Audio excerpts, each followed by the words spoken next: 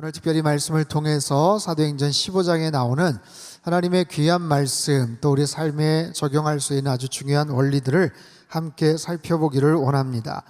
우리 지난주에는요, 세계의 심장을 가진 사도 바울, 열정의 전도자였던 바울 사도의 1차 전도여행에 대해서 함께 살펴봤어요. 정말 열심히 복음을 전하다가 돌에 맞아서 정말 죽을 뻔했던 바울 사도 아니겠습니까? 그러나 다시 일어나서 결국 1차 전도여행을 잘 마치고 파송했던 교회 안디옥으로 다시 돌아갑니다. 그게 14장까지의 이야기예요. 오늘 15장은 꽤 긴 이야기지만 그 중에 가장 중요한 두 가지의 어떤 이슈가 있는데 그것은 둘 다 갈등에 관한 거예요. 두 가지 종류의 갈등이죠. 첫 번째는 교회 안에서 생긴 내부 규정에 대한 그런 문제입니다. 두 번째는요, 바울과 바나바 사이에 생긴 그런 갈등입니다. 오늘 설교의 제목을 초대교회 갈등 해결 능력 이렇게 잡았어요. 여러분, 갈등이라는 단어, 이 갈등의 어원을 아십니까? 이 단어는요, 좀 어려운 단어이긴 한데 한자성어로 칡갈, 등나무 등자입니다. 칡과 등나무를 가리키는 말이에요. 이게 칡의 줄기는요, 항상 왼쪽에서 오른쪽으로 감아 올라간대요. 근데 반면에 등나무는 성질이 또 달라서 등나무 줄기는 오른쪽에서 왼쪽으로 감겨 올라간다는 거예요. 그래서 칡과 등나무가 서로 얽히고 꼬여 있듯이 까다롭게 뒤엉킨 상태를 갈등이다 라고 그렇게 지칭을 합니다. 이 두 가지 비슷해 보이는 이 식물이, 이 줄기가 서로 방향도 달라서 만나기도 어렵고 한 번 꼬이면 풀기가 굉장히 어렵습니다. 여러분, 이러한 갈등은요, 사람이 사는 곳이면 어디에나 존재합니다. 어디서나 볼 수 있는 그런 현상이죠. 특별히 초대교회, 가장 완벽했다고 말하는 초대교회 안에서도 이러한 갈등을 볼 수가 있었어요. 자, 갈등의 주된 원인이 무엇인지 다시 한번 1절과 5절 말씀을 살펴보죠. 같이 한번 읽습니다. 시작.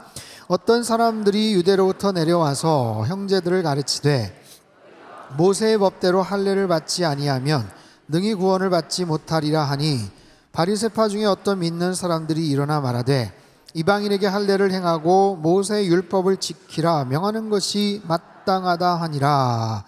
자, 어떤 사람들이 유대로부터 내려왔다라고 이렇게 지칭을 하는데, 정확하게 말하면 예루살렘 교회에 있는 몇몇 지도자들이, 교회 리더들이 안디옥 교회에 찾아온 거예요.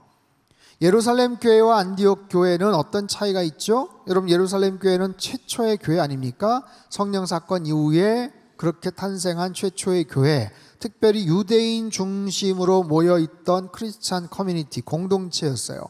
안디옥 교회는 뭡니까? 예루살렘 교회에서 파송되어서 개척된 교회입니다. 안디옥이라는 그 지역에서 주로 이방인들을 중심으로 사역을 하고 이방인들을 향해서 목회를 했던 그런 교회죠. 예루살렘 교회가 첫 번째 교회고 모교회예요. 그러다 보니까 안디옥 교회 입장에서는 모교회, 첫 번째 교회의 이야기를 많이 들을 수밖에 없는 그런 상황입니다. 그런데 예루살렘 교회에서 찾아온 어떤 몇몇 지도자들이 뭘 주장을 하냐면, 너희들 이방인들이 교회에 와서 예수 믿는 것은 좋은데 할례를 받아야 구원을 받아. 그리고 모세의 율법을 꼭 지켜야 돼 라고 주장을 하는 겁니다. 여러분, 할례라는 것은 유대민족의 남자아이가 태어나면 8일 만에 그 생식기, 성기의 끝 표피 부분을 자르는 의식이죠. 이것은요, 하나님의 백성됨에 대한 가장 중요한 표징, 징표였습니다. 그래야 하나님의 백성이 되고 하나님의 자녀가 되는 거예요. 자, 이방인들이 예수 믿는 것은 좋은데, 말씀을 통해서 예수 믿는 것은 좋은데 할례도 받아야 진정한 하나님 백성이 될 수가 있어. 이거를 누가 주장을 해요? 유대인 크리스찬들이 주장하는 거예요. 바울에게 돌을 던졌던, 스데반에게 돌을 던졌던 극렬한 유대주의자들이 아니라 교회 안에 있는 사람들, 예루살렘 교회에 있는 교회 리더들 중에 일부가 그것을 주장하는 거예요. 십자가에 달려 죽으신 예수님을 분명히 믿고 세례를 받고 복음을 전하는 사람들이 그것을 주장하는 거예요. 그러니 기가 막힐 노릇이죠. 너희들 이방인들도 할례 받지 않고 율법을 지키지 않으면 구원 받을 수 없어. 그거 취소야. 이렇게까지 이야기를 하니 안디옥 교회 리더였던 바울과 바나바 입장에서는 얼마나 화가 납니까? 속상합니까? 그래서 적지 않은 다툼과 변론이 있었다. 2절 같이 한번 읽죠. 2절 시작. 바울 및 바나바와 그들 사이에 다툼과 변론이 일어난지라. 형제들이 이 문제에 대하여 바울과 바나바와 및 그 중에 몇 사람을 예루살렘에 있는 사도와 장로들에게 보내기로 작정하니라. 적지 않은 다툼이 있었다. 격렬한 날카로운 논쟁이 있었다라는 거예요. 지금 1차 전도여행 정말 죽을 고생을 하고 갔다 왔잖아요. 2년 정도 걸렸어요. 2240km의 여정, 긴 여정입니다. 거기 엄청난 열매가 있었고 많은 이방인들이 예수님 앞에 돌아왔는데 이 사람들의 얘기로라면 다시 갔다 와야 되는 거예요. 헛고생한 거예요. 그것만 가지고 불충분하다라는 거예요. 말이 됩니까? 여러분, 이건 상황이 너무, 이건 정말 첨예하고 말도 안 되는 그런 논쟁 같죠. 유대인 중심적인 크리스천들, 복음과 함께 할례와 율법도 지켜야 되고 받아야 된다? 무슨 소리냐? 바울과 바나바, 복음이면 충분하다. 당신들 이상한 소리 하지 말아라. 그렇게 부딪힌 겁니다. 자, 이 초대교회의 갈등, 이 문제를 어떻게 해결할 수 있을까? 여러분 보십시오. 시간이 지나고 나면 조금 더 객관적이고 넓은 관점으로 보면 어느 한쪽이 말도 안 되는 얘기를 한다라고 생각이 들지만, 그 당시에 그 상황에서는요, 굉장히 첨예한, 야, 이 말이 오는 것 같기도 하고 이 말이 또 일리가 있고, 그런 경우들이 많거든요.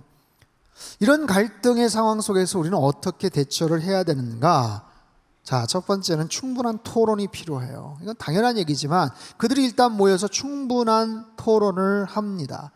여러분, 어떤 갈등 상황이 있으면 당사자들, 그 상황을 주장하는 사람들이 같이 모여야 돼요. 그리고 그 이야기들을 어디서부터 어디까지인지를 좀 알아야 됩니다. 그리고 문제의 핵심이 뭔지, 본질이 무엇인지를 정확하게 알아야 돼요. 근데 되게 그렇지 않아요. 되게 전해 들어요. 2차, 3차로 전달받은 사람들 얘기를 풍문과 소문, 카더라 통신, 여러 가지 것들을 통해 가지고 잘못된 정보로 먼저 그렇게 오리엔테이션이 돼버리면 아예 그런 방향으로만 계속해서 정보를 흡수합니다. 그러다 보면 점점 더 본질을 호도하고 그것을 풀어나가기가 굉장히 어려운 그런 부분이죠. 오늘 본문도 가만히 보면 아예 이참에 다 모여봐라, 야, 다 한번 모여봐 라고 해서 초대교회 리더들이 함께 모입니다. 그래서 최초의 교회 지도자들의 회의가 시작이 된 거예요. 이름하여 예루살렘 공의회입니다. 2절을 보면 형제들이 이 문제에 대하여 바울과 바나바와 및 그 중에 몇 사람을 예루살렘에 있는 사도와 장로들에게 보내기로 작정하니라. 안디옥 교회에서도 예루살렘으로 사람들을 보내요. 바울과 바나바와 함께 있었던 몇몇 사람들을 보냅니다. 왜냐하면 가서 설명을 해야 될 거 아니에요. 이게 1차 첫 번째 전체 교회 리더들이 모인 회의입니다. 여러분, 여기에 근거해서 기독교 역사 가운데 많은 공의회 회의들이 있었고, 이제 9월 달에 있을 제4차 로잔 대회도 사실 그런 관점으로 우리가 또 설명을 할 수가 있는 부분인데, 어찌됐든 바울과 바나바가 그들의 파송을 받아서 예루살렘으로 갑니다. 그리고 가는 그 무리 중에 한 사람이, 여러분 신약성경에 나온 디도라는 사람이 같이 가요. 여러분, 디모데와 디도, 사도 바울의 영적인 아들 아니겠습니까? 헬라인으로서 개종했던 크리스찬, 얼마나 신실한 사람인지 그 디도를 데리고 가서 그 사람을 통해서 하나 입증을 합니다. 봐라, 이렇게 신실한 청년이 예수님 안에서, 복음 안에서 이렇게 변화되지 않았느냐라는 것을 보고하기 위해서 가는 거예요. 자, 3절과 4절 말씀을 우리 같이 한번 읽죠. 시작. 그들이 교회의 전송을 받고 베니게와 사마리아로 다니며 주께 돌아온 일을 말하여 형제들을 다 크게 기쁘게 하더라. 예루살렘에 이르러 교회와 사도와 장로들에게 영접을 받고 하나님이 자기들과 함께 계시어 행하신 모든 일을 말하매. 자, 바울과 바나바가 그곳에 가 사람들을 만났을 때 굉장히 중요하게 했던 일이 뭐냐면, 하나님이 자기들과 함께 계셔서 행하신 모든 일. 뭐라고요? 하나님이 자기들과 함께 계셔서 행하셨던 모든 일, 1차 전도여행을 하면서 하나님이 행하신 일들, 하나님이 열어주신 복음의 문들, 하나님이 정말 그들을 굴복케 하고 하나님이 이방인들을 전도케 하고 그들을 회심케 했던 하나님의 놀라운 역사들, 안진뱅이를 일으켰던 하나님의 놀라운 기적들, 그 와중에 사람들이 얼마나 자기들을 공격하고 반대했는지, 돌에 맞아가지고 죽을 뻔했는지 아마 자기의 흉터들도 막 보여줬을 거예요. 주님을 위해서 애쓰고 수고했던 모든 일들, 하나님 행하신 모든 일들을 그들에게 말했다라는 거예요. 그 과정 속에서 복음이 얼마나 힘있게 전파가 됐고 이방인들이 얼마나 주님 앞에 나와서 성숙한 모습으로 함께 이렇게 자라고 있는지 함께 동행했던 디도라는 사람을 통해서도 아마 보여줬겠죠. 여러분, 그런 겁니다. 우리가 살아가면서 하나의 매듭 지어질 때 우리가 늘 하나님 앞에 예배를 드리고 고백해야 될 제목이 뭡니까? 하나님이 여기까지 인도하셨군요. 하나님이 여기까지 함께 하셨군요. 정말 힘들고 어려운 일인데 내가 잘나서 내가 뭘 해서가 아니라 하나님이 결정적으로 우리와 함께 하셨고 나를 인도하신 분이 하나님이신 줄 믿습니다. 바로 이런 고백이에요. 그런 고백이, 그런 찬양이, 그렇게 하나님을 감사하고 예배하는 일들이 우리 안에 더 많아질 수 있게 되기를 축복합니다. 여러분, 바울과 바나바가 자신들의 그런 주장을 펼치듯이 반대파, 할례를 주장했던 사람들도 자신들의 주장을 펼쳤겠죠. 뼛속 깊이 새겨진 그런 신념, 안디옥까지 가서도 이야기했던 사람들이 자기의 홈구장에서 얼마나 또 신랄하게 또 아주 명백하게 또 이야기를 했겠어요. 그래서 7절을 보면 많은 변론이 있었다. 서로 간에 굉장히 많은 언쟁과 변론이 있었음에도 불구하고 초대교회는 이 갈등을 잘 풀어나갑니다. 성숙한 교회였겠죠. 자, 사랑하는 성도 여러분, 우리가 살면서 우리가 살아가는 수없이 많은 관계들이 있잖아요. 공동체가 있잖아요. 여러분이 섞여져 있는 수없이 많은 인맥과 여러 가지 공동체 안에서 크고 작은 모습의 갈등들이 생겨요. 그것을 이상하게 생각할 필요가 없죠. 크고 작은 갈등들, 그런 차이들 언제나 있게 마련입니다. 근데 중요한 것은 그것을 어떻게 풀어나가느냐라는 거예요. 이들은 함께 모여서 서로 토론을 합니다. 서로 굉장히 중요한 본질에 대해서 서로 이야기를, 핵심을 간파합니다. 여러분, 그런 거예요. 어떤 상황이 됐을 때 정확하게 상대방의 논지가 무엇이고 이 문제를 풀어나갈 수 있는 핵심이 무엇인지를 정확하게 그리고 합리적으로 설명하고 설득할 수 있어야 돼요. 근데 거기에 가장 큰 반대, 가장 큰 장애물이 뭔지 아세요? 우리의 감정입니다. 감정. 우리의 논리나 우리의 이론이 부족하거나 그것이 날선 모습으로 상대방에게 설파되지를 못해서가 아니라 때로 우리의 감정이 모든 것을 망쳐버린 경우가 굉장히 많아요. 갈등을 관리하는 방법이라는 책이 있어요. 피터 콜만이라는 세계적인 갈등 관리 전문가가 쓴 거의 500페이지에 육박하는 꽤 두터운 책인데요. 갈등 관리에 대한 수없이 많은 이론과 다양한 사례들을 제시합니다. 그 중에 흥미로운 부분들이 굉장히 많은데 특별히 사람의 감정이 이 갈등을 풀어나가는 데 있어서 어떻게 영향을 끼치는지를 한번 설명을 드리고자 합니다. 여러분 보십시오. 수많은 사람들, 인간의 모든 갈등들, 이것이 어떤 이성이나 신념이나 논리가 부족해서 문제가 생기거나 더 엉키는 게 아니에요. 감정이 중요한 역할을 한다는 거예요. 감정의 문제를 해결하지 못해서 갈등이 더 증폭된다는 거죠. 특별히 사람에게는요, 긍정적인 감정과 부정적인 감정이 있어요. 어떤 상황을 바라볼 수 있는 그 해석을 여러 가지 논리와 나의 지성을 가지고도 그것을 바라보지만 중요한 것은 나의 감정으로 그것을 해석을 하게 되고 그것을 받아들인다는 거죠. 자, 묻겠습니다. 여러분, 나에게 긍정적인 감정과 부정적인 감정이 있는데 이것이 한 몇 대 몇 정도 비율이 있어야 이것이 좀 적당할까요? 저도 이 책을 보면서 굉장히 참 놀라기도 하고 흥미로웠는데 긍정적 감정과 부정적 감정의 비율이 약 4대 1 정도 4대 1 정도 돼야 이 상황을 논리적으로 그리고 객관화시켜서 풀어나갈 수 있다는 거예요. 여러분, 4대 1이라면 80대 20 아니겠습니까? 그죠? 맞죠? 틀렸나? 4대 1. 여러분, 직장인들은 4대 1 정도 되는데 더 놀라운 것은 가정 안에서 자녀들, 부부 사이의 관계는 5대 1 정도 돼야 된다는 거예요. 퍼센테이지가 그 정도 돼야 이것이 객관적으로 그 부분에 대해서 볼 수 있다는 거예요. 누군가를 향해서 긍정적인 감정이 2대 1 정도만 돼도 이게 안 돼요. 3대 1 정도만 돼도 부정적인 감정이 긍정적인 감정을 집어삼킨다는 거예요. 여러분, 사람에게는 저장소가 각각 있는데 긍정적인 감정을 저장하는 창고가 있고 부정적인 감정을 저장하는 창고가 있어요. 근데 어떤 상황을 인식하고 그것을 해결해 나가는 그 과정에 있어서 부정적인 감정의 그 저장소에 있는 에너지가 훨씬 더 크게 작용을 하더라는 거예요. 그래서 일반 사회생활을 할 때는 4대 1 정도가 돼야 적절하고 가정에서는 5대1 정도가 돼야 적절하다는 거예요. 모르셨죠? 저도 몰랐어요. 굉장히 중요한 이야기더라고요. 그러다 보니까 이런 부분들을 우리가 잘 몰라서 논리적으로는 맞고 중요한 이야기들을 타당하게 설명을 한다고 하는데도 이상하게 뭔가 꼬이는 이유가 이 감정적인 장애물 때문에 그렇다라는 거예요. 여러분, 그렇기 때문에 우리의 감정을 잘 조절하셔야 돼요. 감정의 문제를 잘 통제하셔야 돼요.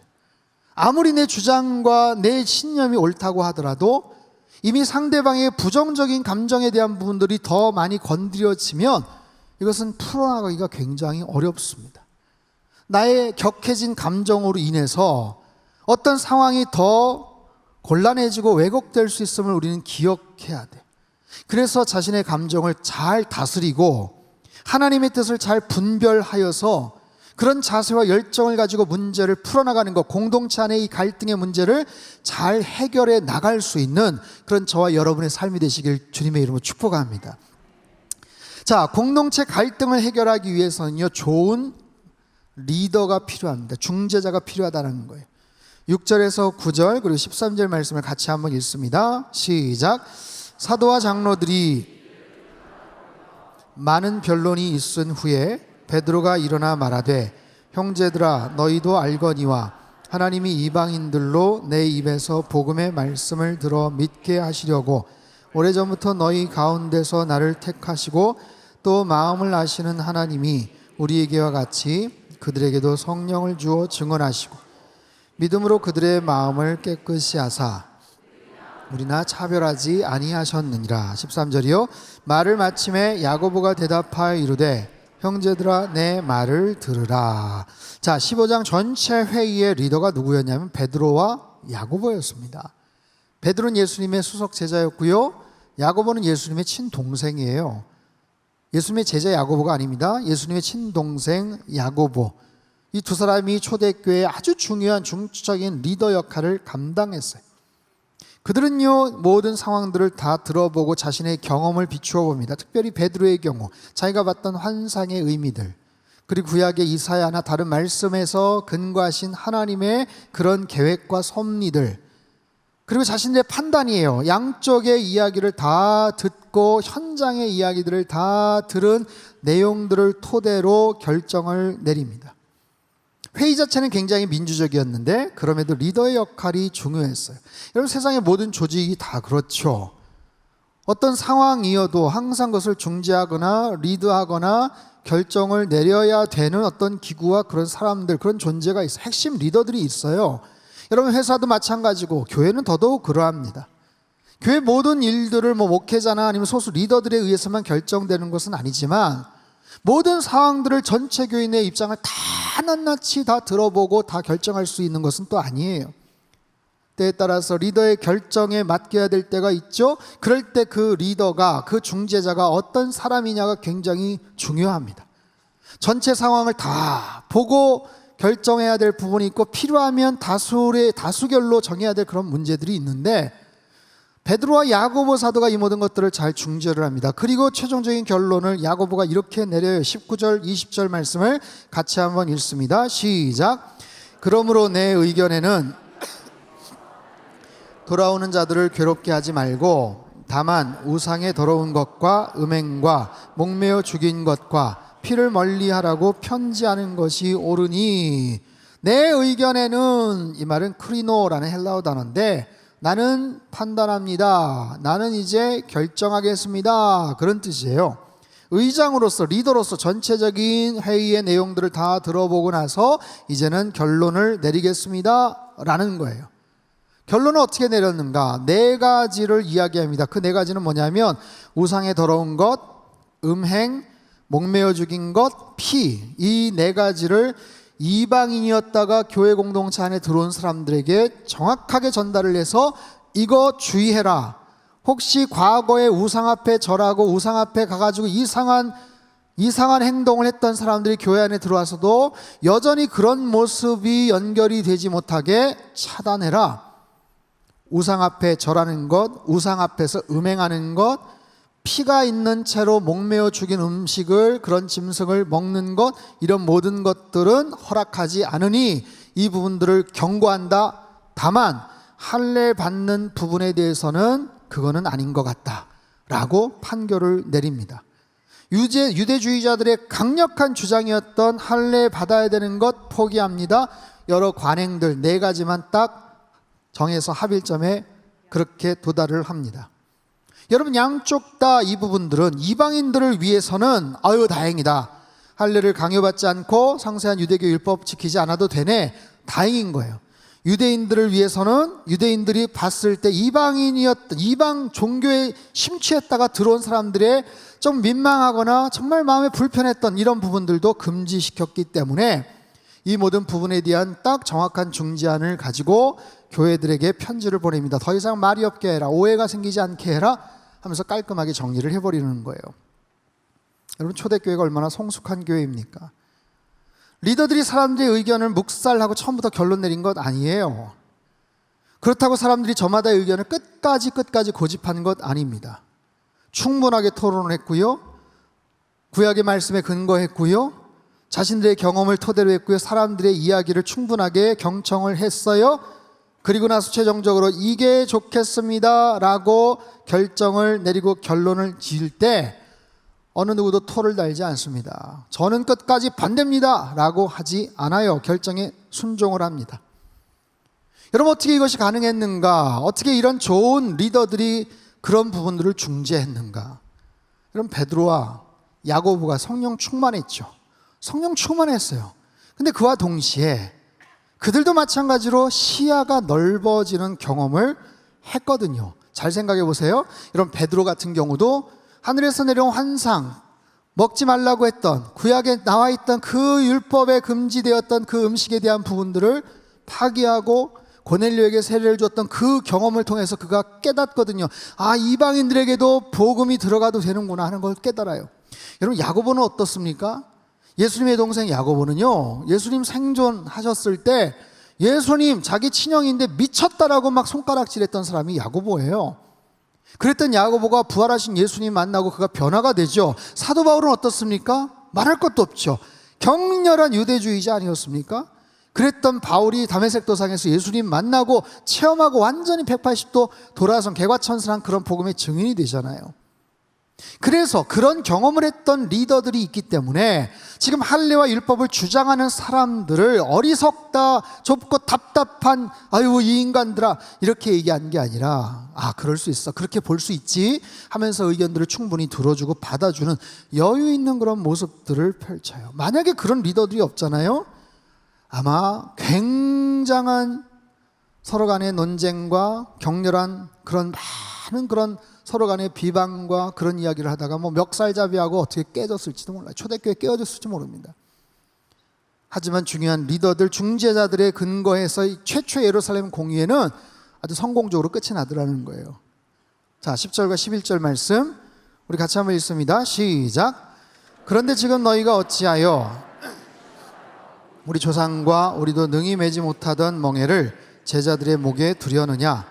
그러나 우리는 그들이 우리와 동일하게 주 예수의 은혜로 구원받는 줄을 믿노라 하니라. 자, 리더들의 결정하에 초대교회는 아주 중요한 결론을 도출해 냅니다. 무조건 반대한 것도 아니고 무조건 수용한 것도 아니에요. 자, 이렇게 우리가 어떤 상황 속에서 갈등을 만날 수 있고 갈등을 풀어나가는 이 과정들을 우리는 본받아야 됩니다. 굉장히 애매하고 어려운 결정들, 해야 될 것들이 참 많아요. 그럴 때는 나의 생각만이 아니라 상대방이 아 이렇게 비춰질 수도 있겠구나, 내 생각을 이렇게 받아들일 수도 있겠구나 라는 모습으로 한번 생각해 볼 필요가 있죠. 브라질 아마존 지역에 사는 마누아족이라는 그런 종족에게 미국 선교사 부부가 파송이 되어서 그들이 가서 복음을 전합니다. 아직도 문명화되지 않는 모습으로 살아가는 원주민들이에요. 그들에게 복음을 전하고 어떤 새로운 문화와 습관과 교육 등을 가르치곤 했어요. 근데 늘 마음속에 걸리는 그런 중요한 부분이 뭐냐면 위생 문제. 너무나도 지저분하게 살아가는 거예요. 그냥 나뭇잎 허름한 나뭇집 안에서 아이들하고 같이 엉켜서 사는데 키우는 짐승도 같이 뒹굴면서 살아가는 거예요. 그래서 이 위생 문제가 너무나도 좀 어렵고 참 늘 신경이 쓰여요. 같이 뒤엉켜 살다 보니까 어린 아기에게 젖을 물리다가 옆에서 강아지가 뻘뻘뻘 오면 강아지에게도 젖을 물리는 거예요. 이 말이 안 되잖아요. 아기에게 젖 먹이다가 강아지에게 젖을 먹이고 안 된다고. 그러면 안 된다고. 이해를 못 하는 거예요. 왜 안 되냐고. 얘네들도 우리 가족이라고. 얘네들도 먹어야 되지 않냐고. 필요하다면 먹여야 되지 않냐고. 아니라고. 위생적으로 그것도 안 된다. 안 된다. 근데 이해가 되질 않아요. 어느 날 외부에서 이 선교사 부부가 우유 분말 가루를 구합니다. 그래서 우유 분말을 타가지고 같이 먹고 있었어요. 거기도 어린 아이가 있어가지고 어린 자녀들에게 우유를 먹이는 그 모습을 원주민들이 봐요. 처음 보는 하얀 모습의 저 음료수, 저건 뭔가 물어봅니다. 선교사님 그거 뭐예요? 그랬더니 이건 밀크라고. 밀크가 뭐예요? 뭘로 만든 거예요? 이건 소 젖으로 만든 건데. 그렇게 얘기를 하니까 기겁을 하는 거예요. 소 젖을 지금 애기들한테 먹인다고요? 아니 우리한테는 강아지에게 젖 물리지 말라고 하더니 아니 소 젖을 당신네 애들한테 소 젖을 먹인다고요? 말이 되냐고 하면서 발칵 뒤집힌 거예요. 여러분 선교지에서는 충분히 그럴 수 있죠. 그걸 뭐 해명을 할 수 있겠습니까? 진땀을 뻘뻘 흘렸다라는 얘기인데 여러분 그런 거에 문화적인 차이, 생각의 차이, 서로 간의 어떤 오랫동안 살아왔던 입장의 그런 차이들이 많아요. 근데 그 부분을 어떻게든지 내가 뜯어 고치겠다 하다가는 관계가 그냥 깨어지는 경우가 많습니다. 여러분 교각사루라는 말을 혹시 아십니까? 교각사루. 그것은 뭐냐면 소의 뿔을 바로잡다가 소의 삐뚤어진 뿔을 바로잡다가 소를 죽인다는 말이에요. 소뿔을 좀 바로잡겠다고 하다가 용을 쓰다가 결국 소를 잡아버리는 그런 일들. 그렇게 중요하지 않았던 일인데 어떻게 보면 사소한 일에서 시작이 됐는데 결국에는 가장 중요한 그 부분을 건드리고 결국 파국에 이른다, 그런 뜻이죠. 여러분 오늘 우리 시대를 살아가면서 얼마나 이런 비슷한 일들을 많이 봅니까?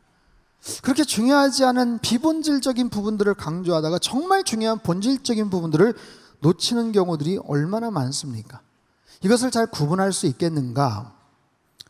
라이놀드 니버라는 유명한 신학자가 이런 기도를 했죠. 주여, 바꿀 수 없는 것은 받아들일 수 있는 평온을 주십시오.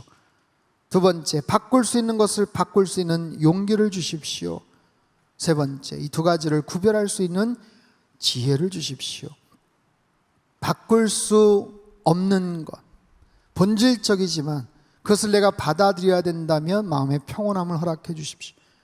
그리고 정말 중요한 바꿔야 되는 그런 부분이라면 그것을 바꿔나갈 수 있는 용기도 주십시오. 중요한 것은 이 두 사이의 차이를 잘 구분할 수 있는 지혜를 주십시오. 사랑하는 성도 여러분, 우리가 살면서 정말 중요하다고 목을 메어서 뭔가를 이야기하지만 사실 어떻게 보면 좀 더 먼 거리에서 보면 그렇게 중요하지 않을 수 있는 것들이 있거든요. 근데 중요하지 않다고 대충 넘어갈 수 있지만 정말로 중요한 본질적인 부분들도 있어요. 이것을 잘 구분할 수 있는 영적인 지혜가 우리에게 있게 되기를 바랍니다. 여러분은 어떤 능력 해결자십니까? 문제가 생겼을 때 그 문제를 차근차근 설명하고 잘 풀어나갈 수 있는 사람입니까? 아니면 문제를 풀다가 더 크게 문제를 만드는 사람입니까? 원하는 것을 결국에는 이루고 주장했지만 그 과정에서 누군가의 감정을 크게 다치게 하거나 아프게 하지는 혹시 않습니까? 여러분 우리의 사고의 틀이 더 넓어지셨으면 좋겠어요. 우리의 시각이, 우리의 생각이, 우리의 마음이 더 넓어질 수 있게 되기를 바랍니다. 우리가 몸담고 살아가는 모든 것, 세상 어느 곳에서나 내 주장과 내 의견대로만 되는 것은 없어요. 여러분이 맺고 있는 모든 관계에서 100% 마음에 드는 사람은 존재하지 않습니다. 배 아파서 낳은 우리 자녀들도 마찬가지고 그렇게 사랑해서 결혼한 부부와의 관계도 마찬가지예요. 하물며 직장은 어떻겠으며 교회는 어떻겠으며 이 사회는 어떻겠습니까? 당연히 발생할 수 있는 그런 문제들, 여러 가지 갈등을 정말 하나님께서 주시는 그 마음을 가지고 넓은 시선을 가지고 풀어나갈 수 있다면, 여러분 저와 여러분들이 속해 있는 모든 곳에 들어가서 얽히고 설켜 있는 그 갈등의 문제를 잘 풀어나갈 수 있다면 하나님께서 얼마나 기뻐하시겠어요. 여러분, 그런 참된 지혜자로 여러분들이 들어가는 모든 곳에 갈등이 눈 녹듯이 녹아지고 스르르 그 빽빽했던 그 문제들이 결박이 풀어지는 그런 피스메이커로 살아가시길 주님의 이름으로 축복합니다. 여러분, 오늘 이 시대는 그런 사람들을 요구합니다. 그런 사람들을 리더로 세우기를 원합니다. 그런 사람들이 들어간 곳에서는요, 고성이나 그런 여러 가지 질타나 비방이나 논쟁이나 시기 질투는 사라지고 오히려 서로를 이해하고 서로를 양보하고 또 사랑하고 배려하는 그런 아름다운 하나님의 나라, 하나님의 문화가 싹트게 될 거예요. 그런 모습으로 사도행전의 꿈을 이루어가고 하나님께 기쁨이 되는 저와 여러분의 삶이 되시고 우리 상당교회 되시길 주님의 이름으로 축원합니다. 우리 한번 기도하겠습니다. 살아계신 하나님, 초대교회에 생긴 아주 중요한 그런 갈등을 그들이 어떻게 풀어나갔는지를 저희가 배웠습니다. 우리의 삶 속에서도 크고 작은 많은 문제들이 있습니다. 교각 사루, 소뿔을 잡다가 소를 죽이는 그런 일들이 없게 하여 주시옵소서. 주님, 우리의 감정의 문제를, 감정의 그런 부분들을 잘 정말 우리가 컨트롤하고, 그래서 그 문제가 잘못된 모습으로 악화되지 않도록 우리의 모든 상황들을 잘 본질을 꿰뚫게 도와주시고, 이 문제들을 지혜롭게 은혜롭게 잘 풀어나갈 줄 아는 하나님의 사람 되게 도와주시옵소서. 수없이 많은 갈등과 논쟁과 어려움과 고성이 오가는 그런 곳에 우리가 들어가서 피스메이커가 되고 하나님의 나라를 그렇게 완성해 나가는 하나님의 거룩한 백성으로 살도록 축복하여 주시옵소서. 존귀하신 예수님의 이름으로 기도합나이다. 아멘.